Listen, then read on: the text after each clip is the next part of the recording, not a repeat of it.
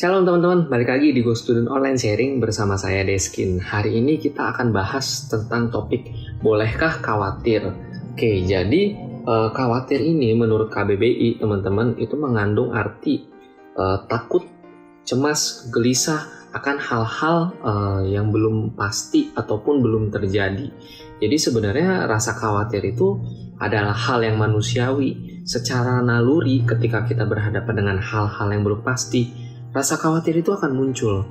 Tapi hari ini yuk sama-sama kita mau belajar gimana sih kita meresponi rasa khawatir itu. Kita buka ayat di 1 Petrus 5 ayat 7.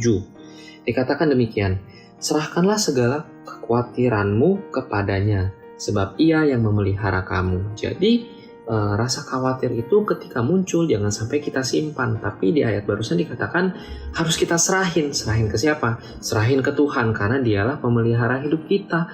Jadi jangan sampai kita khawatir. Kenapa? Karena ketika kita terus-menerus dikuasai kekhawatiran, pada akhirnya kekhawatiran itu akan membuat kita lupa untuk bersyukur. Kemudian kita akan jadi ragu akan penyertaan Tuhan. Dan kita juga akan pusing sendiri. Sehingga itu membuat kita kesulitan untuk kita mengambil langkah-langkah kehidupan kita atau memutuskan keputusan-keputusan penting dalam hidup kita, karena kita keburu ketakutan dan kita khawatir sendiri gitu. Nah, Alkitab itu terus mengatakan untuk kita jangan khawatir, karena kan ada ayatnya ya bahwa kekhawatiran itu tidak akan menambah panjangnya umur kita. Dan Alkitab tuh terus mengingatkan untuk kita tidak khawatir tentang hal apa aja sih.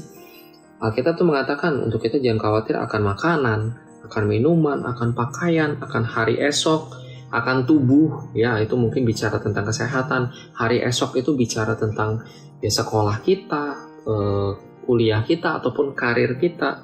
Kemudian apa? Tentang uang atau materi, dan juga tentang kemampuan-kemampuan di dalam diri kita. Nah, yuk sama-sama kita buka di Matius 6 ayat 33.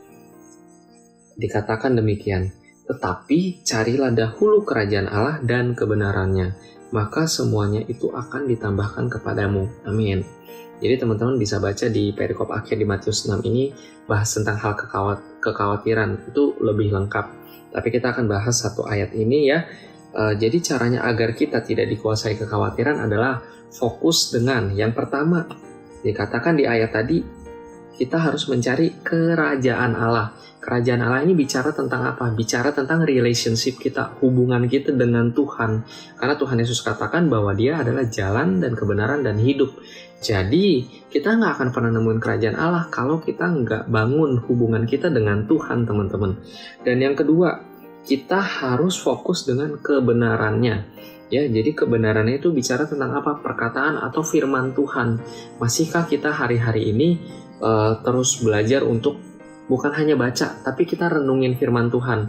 Karena aku percaya semakin kita mengerti firman Tuhan, semakin relationship atau hubungan kita dengan Tuhan juga akan semakin dekat, dan kita akan semakin kenal Tuhan, sehingga rasa khawatir itu nggak akan mampu menguasai diri kita. Nah, dengan demikian akhirnya semua yang jadi kebutuhan kita yang kita khawatirkan itu pada akhirnya Tuhan sendiri yang akan menambahkan, Tuhan sendiri yang akan mencukupkan dan memampukan. Dia sendiri yang akan melakukan hal itu untuk hidup setiap kita, teman-teman. Jadi boleh nggak sih kita khawatir?